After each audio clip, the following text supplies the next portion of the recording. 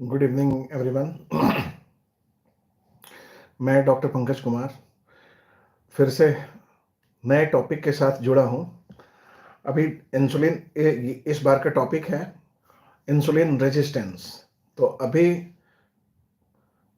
10 दिन से लगातार हमारा प्री डायबिटिक पे टॉपिक चल रहा था और अभी हमने नया टॉपिक शुरू किया है जिसका नाम है इंसुलिन रेजिस्टेंस। तो इंसुलिन रेजिस्टेंस होता क्या है?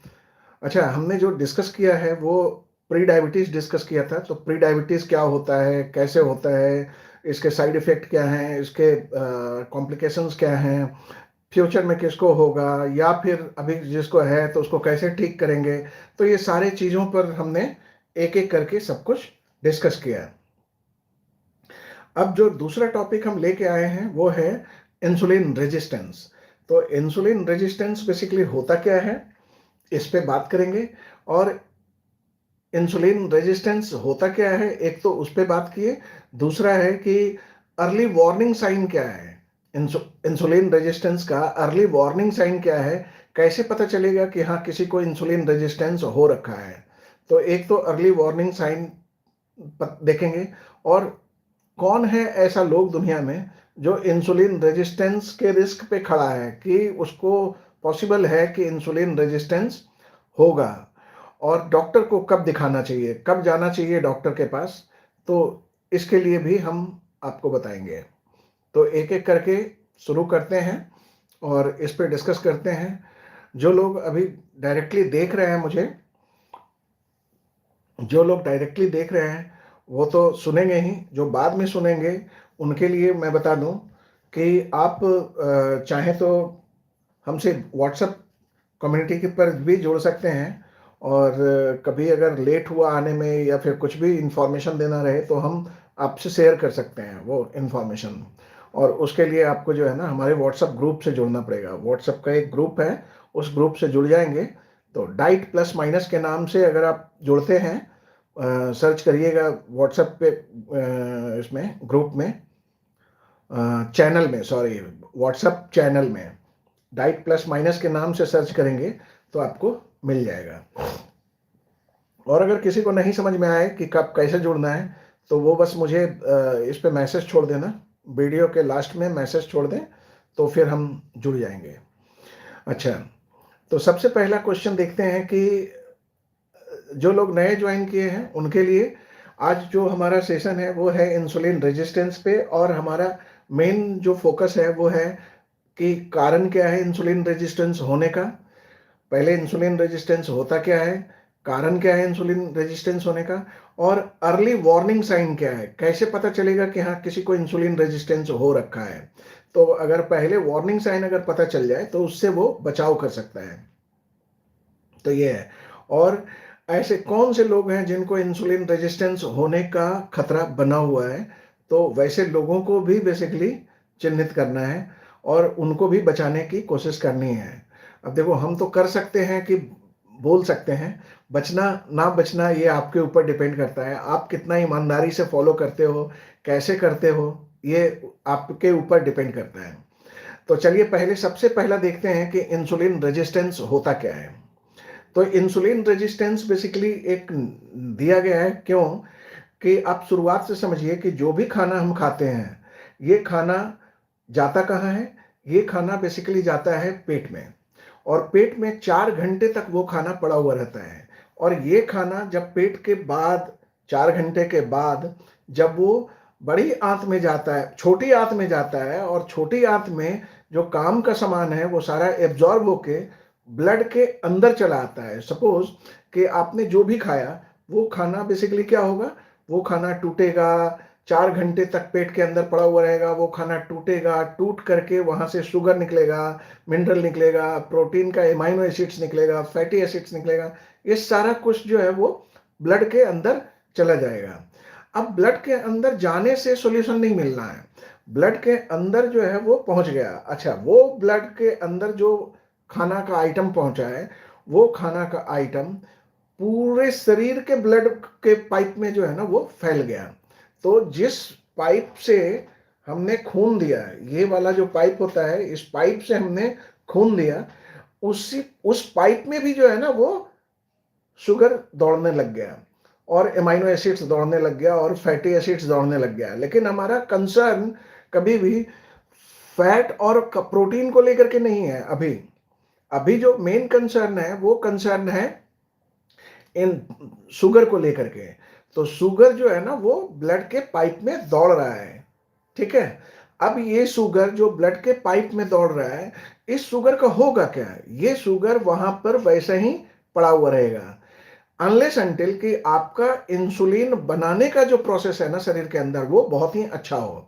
तो जब एक बार इंसुलिन बनना शुरू हो जाता है बॉडी के अंदर, जब एक बार इंसुलिन प्रॉपरली बनना शुरू हो जाता है और इंसुलिन का जो काम है कि ये जो शुगर दौड़ रहा था ये शुगर को मांसपेशियों में भेजने लग जाए तो कोई प्रॉब्लम ही ना हो। लेकिन प्रॉब्लम कहाँ पे होती है कि अगर आप ओबीज हैं, अगर आप मोटे हैं, या आपको किसी भी तरीके का हार्मोनल इश्यूज चल रहा है, या फिर आपको इंसुलिन सिक्रीट करने में दिक्कत है, तो वैसे कंडीशन में क्या होता है कि इंसुलिन जो है वो प्रॉपरली काम नहीं करता है और शुगर को ब्लड वाले पाइप में ही रहने देता है। मतलब जिस पाइप से ये निकाला था ब्लड, उसी पाइप में वो शुगर को छोड़ देता है। वो इंसुलिन के थ्रू मांसपेशियों में जाना चाहिए तो वो मांसपेशियों में पहुंचता ही नहीं है, जिसके कारण से क्या हुआ कि मांसपेशियों में अगर शुगर नहीं पहुंचा तो वो मांसपेशी ब्रेन को बोलेगा कि मैं तो भूखा रह गया। तो ब्रेन जो है ना आपको फिर बोलेगा खाना खाओ, और खाना जैसे ही खाए, खाना खाने के बाद वो खाना जाएगा पेट के अंदर, 4 घंटा 5 घंटा तक वो पेट में पड़ा हुआ रहेगा। फिर वो जब टूट करके फाइनली जो है वो छोटी आंत में पहुंचेगा तो वो उससे sugar, fatty acids, amino acids, mineral, vitamin, ये सब जो है ना फिर ब्लड के पाइप में जाएगा। लेकिन ब्लड के पाइप में जाने के बाद वो पूरे शरीर में फैल गया और इस पाइप में फिर से ब्लड में शुगर आया, लेकिन ये शुगर फिर से वो भेजेगा नहीं मांसपेशियों तक। तो अल्टीमेटली क्या होगा कि मांसपेशियों में नहीं पहुंचने के कारण शुगर, लोगों को प्रॉब्लम क्या होती है कि वो शुगर ब्लड वाले पाइप में ही जो है ना वो चलता रह जाता है। तो जिसके कारण से क्या प्रॉब्लम होती है, जिसके कारण से प्रॉब्लम होती है कि अगर ब्लड के पाइप में ही शुगर अगर पड़ा हुआ रह गया और इंसुलिन ठीक से काम नहीं कर रहा है, उसको शुगर को भेजने वाला काम नहीं कर रहा है, तो क्या होगा, ये शुगर का लेवल बढ़ता चला जाएगा। जब शुगर का लेवल बढ़ता चला जाएगा तो बॉडी बहुत ज्यादा कोशिश करता है कि ये शुगर को किसी भी तरीके से जो है ना वो हम कम कर दें। तो दूसरा जो तरीका है कम करने का वो होता है आपका कि इंसुलिन एक काम तो इंसुलिन कर रहा था कि जो शुगर है उसको उठा करके मांसपेशियों में भेज दे। दूसरा इंसुलिन का काम क्या है कि वो शुगर को उठा करके वो भेज देगा कहाँ, फैट में कन्वर्ट कर देगा, फैट सेल्स में उसको जमा कर देगा फ्यूचर में उसको यूज करने के लिए। तो ऐसे कंडीशन में क्या होता है, ऐसे कंडीशन में ब्लड के अंदर जो पाइप है, शुगर वाला जो ब्लड वाला पाइप है, उसके अंदर शुगर तो दौड़ ही रहा है, शुगर के साथ साथ अब शुगर जो है फैट में जो कन्वर्ट हो गया वो भी दौड़ना शुरू कर दिया। और अगर वो दौड़ना शुरू कर दिया तो इसका मतलब ये है कि आपका जो आप मीठा खा रहे हो, जो फैट खा रहे हो, जो शुगर खा रहे हो, वो सारा का सारा जो है ना फाइनली कन्वर्ट किस में हो रहा है, फैट में कन्वर्ट हो रहा है। और यही फैट का डिपोजिशन होना पूरे बॉडी में शुरू हो जाता है। तो यही पूरा प्रोसेस इंसुलिन रेजिस्टेंस है। इंसुलिन रेजिस्टेंस का अगर एक लाइन में अगर आंसर चाहिए कि क्या है, तो इसका मतलब ये हुआ कि जो शुगर हमारा इंसुलिन शुगर को जो मांसपेशियों में भेजता है वो मांसपेशियों में भेज नहीं पाता है। This is called insulin resistance. तो इसको ठीक जब करते हैं तो हम बोलते हैं कि इंसुलिन सेंसिटिविटी को हमने बढ़ाया, मतलब इंसुलिन अब जो है ना काम करने लगा। ठीक है, तो ये होता है इंसुलिन रेजिस्टेंस। अब क्या है कि इंसुलिन रेजिस्टेंस डेवलप कैसे होता है, तो इंसुलिन रेजिस्टेंस डेवलप होने का बहुत से कारण है, जिसमें एक जो है ना आपका पुअर डाइट, आपका जो है ना घटिया क्वालिटी का डाइट जो है ना वो बहुत मायने रखता है। खास करके जब आप बहुत ज्यादा प्रोसेस्ड फूड पे रहते हो, रिफाइंड कार्ब पे रहते हो और सिर्फ शुगरी आइटम जो है ना मीठा आइटम खाते रहते हो, तो इंसुलिन रेजिस्टेंस डेवलप होता है। अच्छा, मैंने कल भी फोटो दिखाया था, मैं आज भी एक फोटो वीडियो दिखाऊंगा आपको कि इंसुलिन रेजिस्टेंस अगर किसी को हो तो वो उस आदमी का क्या होगा। उसका एक कंडीशन होता है जिस कंडीशन को बोलते हैं एकैंथोसिस निग्रिकैंस। वो गर्दन में काला काला जो है ना वो दाग बन जाता है। तो मैं अभी वो वीडियो दिखाऊंगा आपको। पहला पॉइंट था कि इंसुलिन रेजिस्टेंस होता क्या है, किस चीज से होता है। तो इंसुलिन रेजिस्टेंस होने का जो मेन कारण है वो एक है पुअर डाइट, दूसरा जो है लैक ऑफ फिजिकल एक्टिविटी।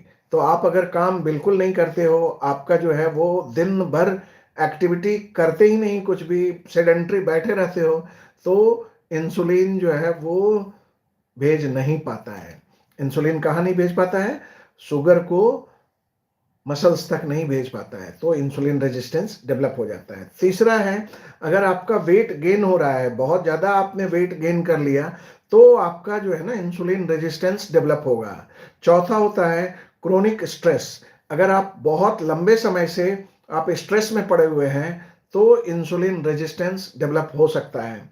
तीस पांचवा है स्लीप डिप्राइवेशन, मतलब कि आप अगर बहुत कम नींद ले रहे हो, बहुत लंबे समय से आपकी ड्यूटी नाइट ड्यूटी चल रही है, या आपका जो है वो रात भर जग के आप जो है वो मूवी देखते हो या कोई भी काम कर रहे हो और सोते आप दिन में हो, तो ऐसे कंडीशन में आपको इंसुलिन रेजिस्टेंस डेवलप हो सकता है। बहुत लोगों का जिसका कि फैमिली हिस्ट्री है उसको भी इंसुलिन रेजिस्टेंस हो सकता है। फैमिली हिस्ट्री किस चीज की होनी चाहिए? फैमिली हिस्ट्री प्री डायबिटीज या डायबिटीज की होनी चाहिए, या ओबेसिटी की हिस्ट्री होनी चाहिए कि परिवार में सब लोग मोटे हैं, तो इनको इनको इंसुलिन रेजिस्टेंस डेवलप होना पॉसिबल हो सकता है। इसके अलावा बहुत से ऐसे कंडीशंस हैं जिसके कारण से इंसुलिन रेजिस्टेंस डेवलप होता है, जिसमें दो बहुत इंपॉर्टेंट हैं। हार्मोनल इम्बैलेंस जिस प्रॉब्लम में होता है ना, तो इंसुलिन रेजिस्टेंस जनरली डेवलप हो जाता है। तो हार्मोनल इम्बैलेंस किस में होता है? पहला है पीसीओएस, जो पीसीओडी के नाम से जानते हैं, पॉलीसिस्टिक ओवेरियन डिजीज, और दूसरा होता है थायराइड डिसऑर्डर। अगर किसी को थायराइड की प्रॉब्लम है तो भी इंसुलिन रेजिस्टेंस डेवलप होता है। तो कैसे हम पहचानेंगे? हम अब आगे बढ़ रहे हैं कि अर्ली वार्निंग साइन क्या है, तो हम कैसे पहचानेंगे कि इंसुलिन रेजिस्टेंस जो है वो डेवलप हो रहा है। तो कुछ ऐसे सिम्टम्स होते हैं जिस सिम्टम्स के बेसिस पे आप बोल सकते हो कि हाँ इंसुलिन रेजिस्टेंस डेवलप हो रहा है। तो उसमें एक बहुत बड़ा फैक्टर होता है, वो है कांस्टेंट हंगर और इंक्रीज्ड हंगर, कि भूख जो है ना पहले की तुलना में भूख बहुत ज्यादा लग रही है, तो ये इंसुलिन रेजिस्टेंस हो सकता है।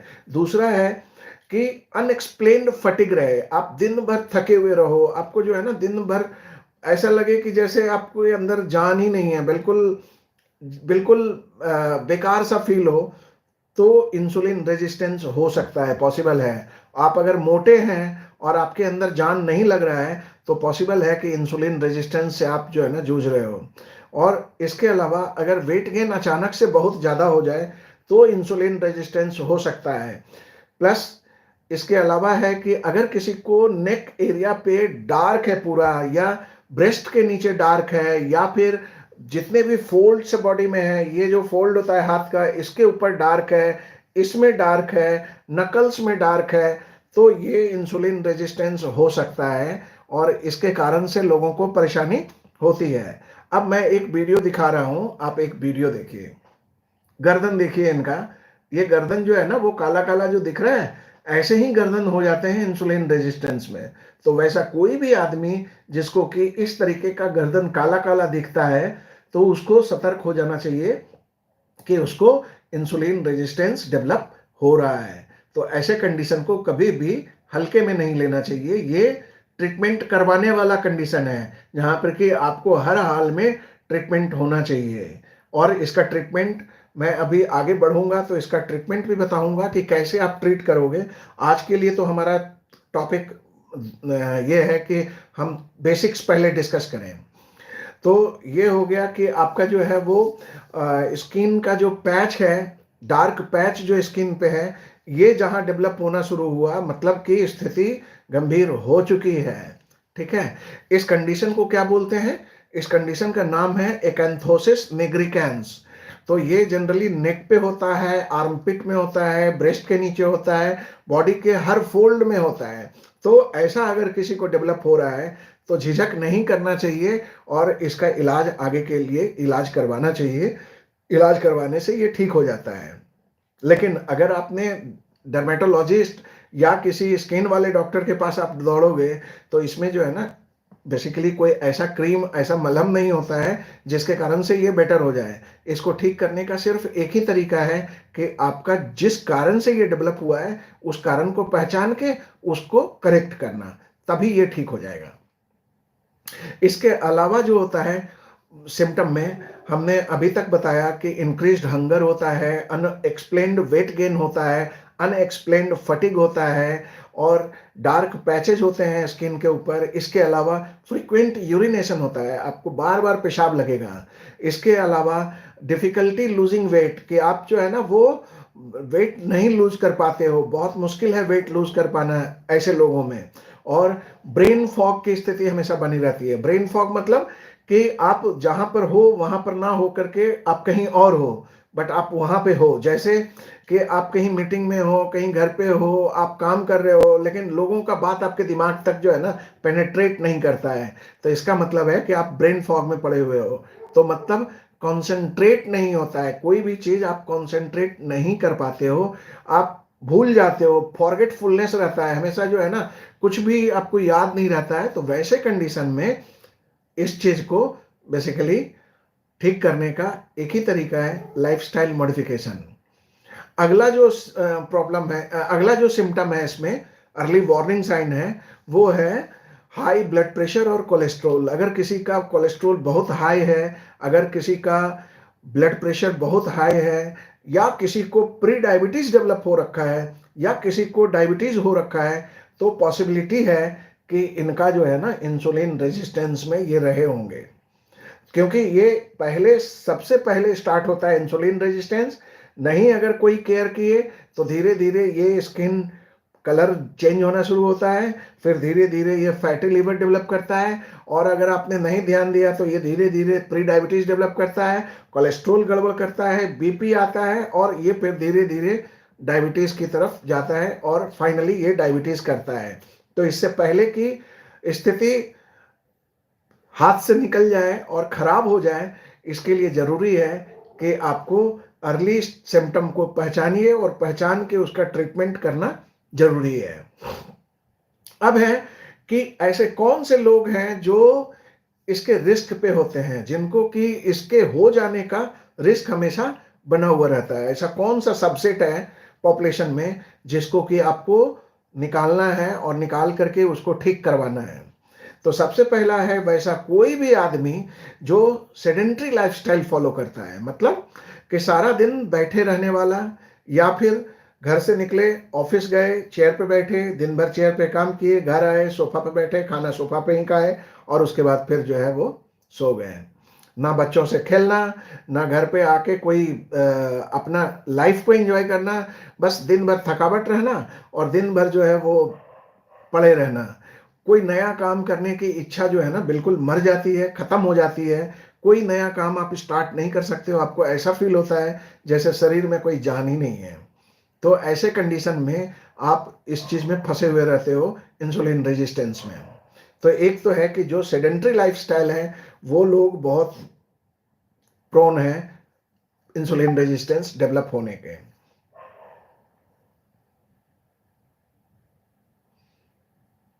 इसके अलावा है कि जिसके फैमिली में डायबिटीज की हिस्ट्री है, वैसा कोई भी आदमी जिसके घर में डायबिटीज की हिस्ट्री है, वो प्रोन है इंसुलिन रेजिस्टेंस डेवलप होने का।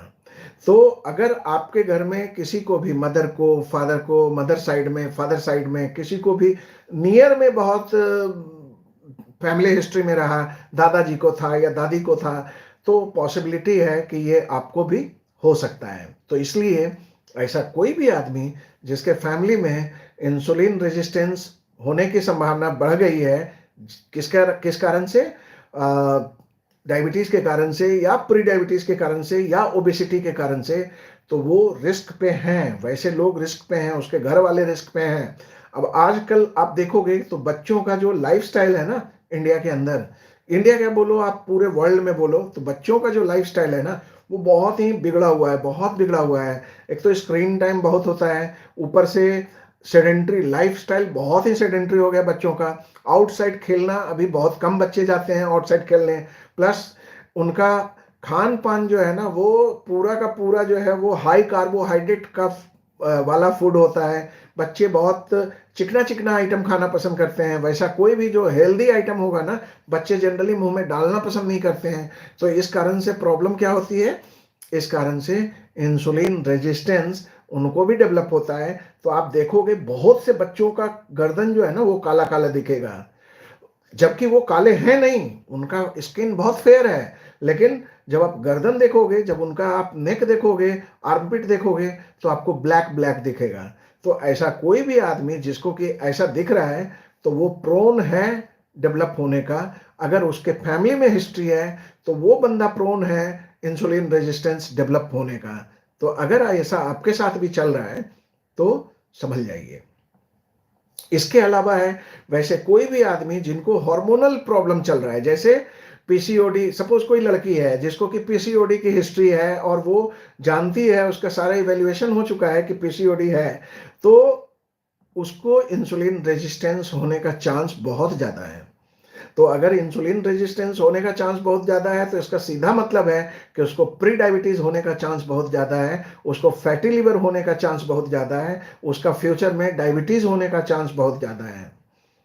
तो अगर किसी भी आदमी को अगर पता चल रहा है कि हाँ, मुझे ये सब सिम्पटम है और ये हमारे फैमिली हिस्ट्री में भी है, तो ऐसे लोगों को सबसे पहला एक टेस्ट करवाना चाहिए, होमा आईआर, HOMA, होमा आईआर, आई मतलब इंसुलिन, आर मतलब रेजिस्टेंस, होमा आईआर इंसुलिन रेजिस्टेंस, ये आपको टेस्ट करवाने की जरूरत है। और इस टेस्ट से आपको होमा आईआर इंडेक्स पता चलेगा, जो वैल्यू होना चाहिए लेस देन 2.5। अगर ये वैल्यू आपका 2.5 से ऊपर होता है, तो आप इंसुलिन रेजिस्टेंस में फंसे हुए हो और आपका बहुत ज़्यादा चांस है डायबिटीज़ डेवलप हो जाने का फ्यूचर में। तो इसलिए मेरे पास तो बहुत से ऐसे पेशेंट आते हैं जिनका होमा यार इंडेक्स जो है वो मतलब 3.5, 4, 5 ऐसे होता है, और फास्टिंग इंसुलिन उनका जो है ना वो मतलब 40-40 तक, 50-50 तक होता है फास्टिंग इंसुलिन। तो ऐसे कोई भी आदमी जो इतने लक्षण को लेकर के रह रहे हैं, उनको आइडियल है एक बार कंसल्ट करना, ताकि प्रॉपर तरीके से इवैल्यूएशन हो सके और उसका फर्दर जो भी ट्रीटमेंट है अवेलेबल अभी फिलहाल वर्ल्ड में, उस ट्रीटमेंट को किया जा सके।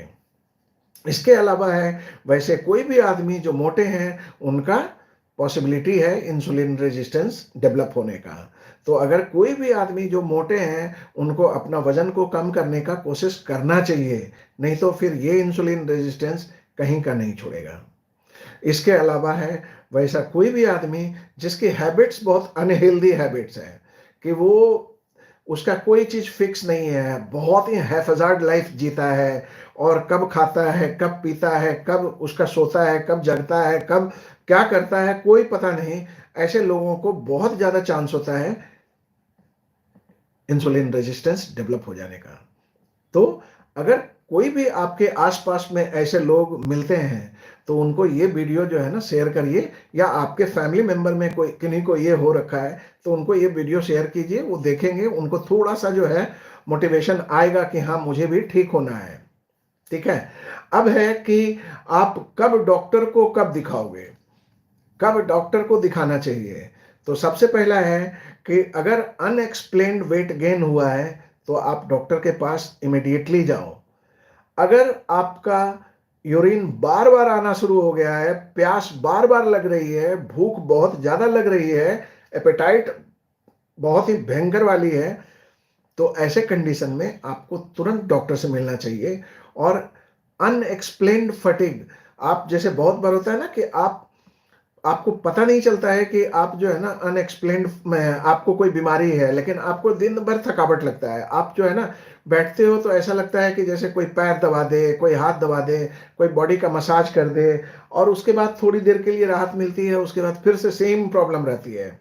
तो अगर ऐसा आपके साथ भी चल रहा है तो आपको डॉक्टर के पास जाना चाहिए। अगर डार्क पैच जो एकैंथोसिस निग्रिकेंस आपको डेवलप हो रखा है, अगर ऐसा सिचुएशन आपको डेवलप हुआ है तो आपको डॉक्टर के पास जाना चाहिए।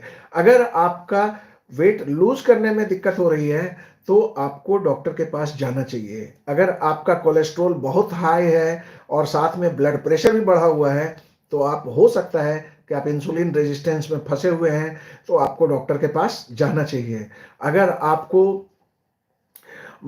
यूरिनेशन हो गया, ये हो गया, अगर आपको ब्रेन फॉग लग रहा है, फॉरगेटफुलनेस है, आप कोई भी चीज चाबी रखना था कहाँ रखे वो याद ही नहीं आ रहा है, तो सामान रख के भूल जाते हैं कहाँ रखे, अगर ऐसा हो रहा है तो ये भी इंसुलिन रेजिस्टेंस का एक लक्षण होता है। तो एक बार इवेल्युएशन आपका होना चाहिए। तो जो जो टेस्ट करना है वो टेस्ट मैं अभी बता दे रहा हूँ। जो लोग चाहते हैं कि हाँ मुझे इस चीज में थोड़ा सुधार मिले, तो आप ये सब टेस्ट करके आप मिलिएगा या फिर आप ऑनलाइन कंसल्ट करिएगा। टेस्ट का नाम है फास्टिंग ब्लड शुगर। तो जब भी आप इंसुलिन रेजिस्टेंस का इवैल्यूएशन करते हैं तो क्या क्या टेस्ट आपको करवाना चाहिए वो मैं आपको बता रहा हूं। तो सबसे पहला टेस्ट है फास्टिंग ब्लड शुगर। एक बार सीबीसी करवाइए, कंप्लीट ब्लड काउंट। इसके अलावा लीवर फंक्शन टेस्ट करवाना जरूरी है। इसके अलावा आपका लिपिड प्रोफाइल करवाना जरूरी है। इसके अलावा आपको HbA1c करवाना जरूरी है। फास्टिंग ब्लड शुगर के साथ साथ HbA1c भी करवाना जरूरी है। और इसके साथ होमा IR करवाना जरूरी है। होमा IR मतलब HOMA IR, होमा IR, ठीक है, ये करवाना जरूरी है। इसके अलावा यूरिन रूटीन करवाना जरूरी है। एक बार माइक्रोस्कोपिक टेस्ट करवाना जरूरी है यूरिन का। आप ये सब जस्ट जाकर के आप लैब में बोलोगे, आपका टेस्ट जो है ना वो एक्सेप्ट कर लेगा और वो करेगा, ठीक है। इसके अलावा आपको एक फास्टिंग इंसुलिन करवाना जरूरी है। अगर आप होमा IR नहीं करवा रहे हो तो, अगर आपने होमा IR करवाया है तो फास्टिंग इंसुलिन अलग से करवाने की जरूरत नहीं है, उसी से पता चल जाता है। और अपना जब भी आप कंसल्ट करते हो अपना हाइट वेट ये सब सब नोट करके रखो, ताकि समय कम लगे और आपका समाधान जल्दी निकल सके। तो ये सब है जिसके कारण से ये सारी परेशानी होती है। इंसुलिन रेजिस्टेंस एक बड़ी प्रॉब्लम है। और इसमें हमारा इंडिया के अंदर आप देखो तो पहले हम लोग क्या बोलते हैं, हम लोग बोलते हैं कि पहले ये बीमारी नहीं होती थी, पहले इतनी प्रॉब्लम नहीं थी, लोग पहले बहुत स्वस्थ रहते थे। आज भी लोग स्वस्थ रहते हैं, लेकिन प्रॉब्लम कहाँ पे है कि अगर छोटे छोटे चीजों को अगर नजरअंदाज करने लग गए ना, तो वो फील करेंगे कि वो स्वस्थ हैं, लेकिन अचानक से उनको डेवलप क्या होता है, डायबिटीज। अचानक से डेवलप क्या होता है, तो हाई कोलेस्ट्रॉल डेवलप हो गया। तो ये इसलिए हुआ कि आपने छोटी छोटी चीजों को, जो बॉडी ने संकेत दिया, उस संकेत को आपने सुना नहीं, और आप जो है वो बिना संकेत सुने आप लाइफ को लीड करते रहे, ये सोच के कि अरे यार अगर मैंने ये सब किया तो निश्चित रूप से जो है ना कुछ बीमारी आएगी, अगर टेस्ट करवाने जाएंगे कुछ बीमारी आएगी, और उसके बाद जो है ना बहुत टेंशन होगा। तो अगर आप ऐसा सोचते हैं तो प्रॉब्लम तो आप जमा कर रहे हो, प्रॉब्लम आपके अंदर प्रॉब्लम आ रही है, और आने वाले टाइम में ये प्रॉब्लम बढ़ेगी ही, घटेगी नहीं। क्योंकि ऐसा कोई भी आदमी नहीं है जो खुद से इंसुलिन रेजिस्टेंस को ठीक कर ले, या फैटी लीवर को ठीक कर ले, या प्री डायबिटीज को ठीक कर ले। अगर किसी ने बहुत रिसर्च करके इंटरनेट पे इधर उधर देख के वो कर भी लिया, तो चूंकि कंप्लीट प्रोसेस प्रॉपर नहीं करता है तो वो वापस फिर से आ जाता है। इंसुलिन रेजिस्टेंस 100% रिवर्सिबल कंडीशन है। अगर किसी को इंसुलिन रेजिस्टेंस है वो ठीक हो जाता है प्रॉपर लाइफस्टाइल से, प्रॉपर डाइट से, प्रॉपर एक्सरसाइज से। ये होने का मेन कारण जो है ना, अगर बोलेंगे कि सबसे बड़ा कारण इंसुलिन रेजिस्टेंस होने का क्या है, तो अकेला एक कारण है, वो है आपका बैड लाइफस्टाइल। तो आप जैसे ही लाइफस्टाइल को बेटर करते हो ना, तो इंसुलिन रेजिस्टेंस बेटर होना शुरू हो जाता है। तो ये है कि बॉडी का फैट हटना जरूरी है। बॉडी का जो भी एबनॉर्मलिटी चल रहा है, जो हार्मोनल इम्बैलेंस चल रहा है, वो सबको ठीक होना बहुत ज़रूरी है। नहीं तो बॉडी बाद में डिमांड करेगा कि भई हमको ठीक करो, तो उस वक़्त फिर आपको जो है ना दवाई लेने का कंडीशन आएगा, ऐसे ठीक नहीं होगा। तो आज हमने काफ़ी कुछ डिस्कस कर लिया। अब देखते हैं कोई question. Avdhesh Gupta ji, thank you so much for joining at night. मैं आपको बताना भूल गया कि मेरा मॉर्निंग वाला शो जो है ना वो ड्यू टू सम प्रॉब्लम मैं रात में मैंने शुरू किया है, तो I am very very sorry. तो जो लोग दिन में देखते हैं वो प्लीज़ रात में ज्वाइन करिए। मैं 10 बजे से सवा 10 बजे के बीच में ज्वाइन करूँगा। मैं क्लिनिक से लौटता हूँ द्वारका से, और मैं रहता हूँ जनकपुरी में। तो द्वारका से जनकपुरी में अगर ट्रैफिक मिलता है तो मुझे लेट हो जाता है। तो अगर वैसे कंडीशन में कभी अगर लेट हो जाए तो आप थोड़ा वेट कर लेना, लेकिन आप इतना ज़रूर से निश्चिंत रहो कि अगर मेरा टॉक हो रहा है तो ये यूज़फुल होगा। हम काम का सामान आपको देंगे, फालतू रद्दी आइटम नहीं देंगे। काम का सामान देंगे, आपको बेटर करेंगे, ठीक है? तो 10 से सवा 10 के बीच में जनरली रोज़ दिन हम लाइव आएंगे। तो अवधेश जी लिख रहे हैं, sir is insulin resistance more prevalent in younger people compare? Yes yes, insulin resistance younger में, ये मैं बोलना भूल गया, इंसुलिन रेजिस्टेंस जो है यंगर में ज़्यादा होता है। कारण क्या है कि ये वही है पॉपुलेशन जो बैड लाइफस्टाइल में फंसा हुआ है। अभी का मैंने बताया ना कि बच्चे लोग जो कर क्या रहे हैं, बच्चे का स्क्रीन टाइम इतना ज़्यादा है कि वो खेलना ही भूल गए हैं। जो गिल्ली डंडा खेलना, जो बॉल फेंक फेंक करके खेलना, और जो दौड़ के खेलना, ये सब तो बच्चे भूल चुके हैं। मतलब अगर आप देखोगे, आप पॉपुलेशन उठाओ बच्चों का, तो आप देखोगे कि बहुत से बच्चे तो अब खेलते ही नहीं है। वो घर में ही video game, mother father video game दे रखे हैं। तो कोशिश करिए कि बच्चों को कम से कम 2 से 3 घंटा या कम से कम 1 घंटा भगाइए उसको, और खुद भी भागिए, क्योंकि आपको भी स्वस्थ रहना है ना। तो आप खुद भी भागिए और बच्चों को भी भगाइए।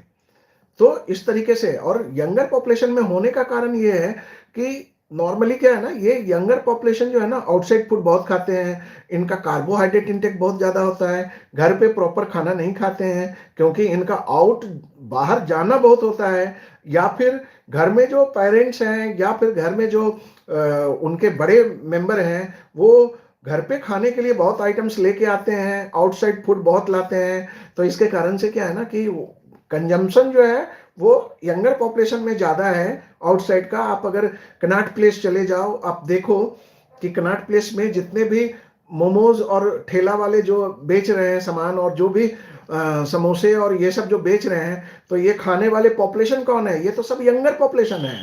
ओल्ड एज वाले जो है ना अब थोड़ा समझदार हो चुके हैं, ओल्ड एज वाले जो है ना वो कम खाते हैं, लेकिन लेकिन यंगर वाले पॉपुलेशन अभी इस दलदल में घुस रहे हैं। होमा IR is fasting insulin, fasting blood sugar divided by 400।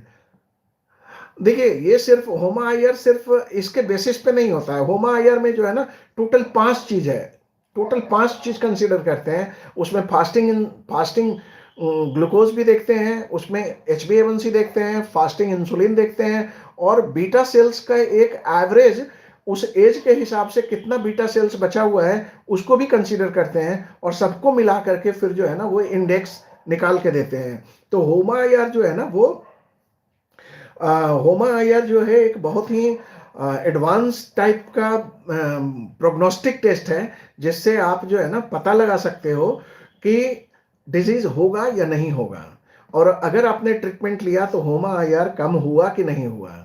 तो इसके बेसिस पे आप बहुत कुछ पता लगा सकते हो। Thanks for sharing such information. No problem doctor, I can join your session at this time. Please read the session instead of season. Okay, no problem.